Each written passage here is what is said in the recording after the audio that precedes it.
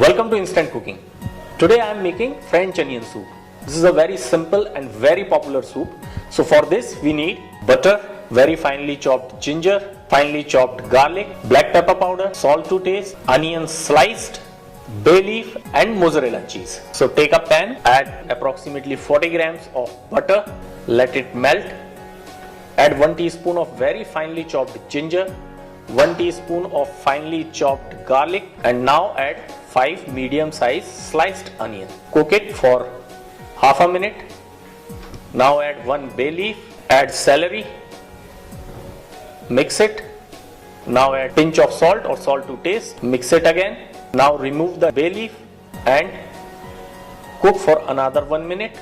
Now add 200 ml of water, mix it, add pinch of black pepper. Now add mozzarella cheese or whatever cheese you have, mix it, and your very famous, very popular French onion soup is ready.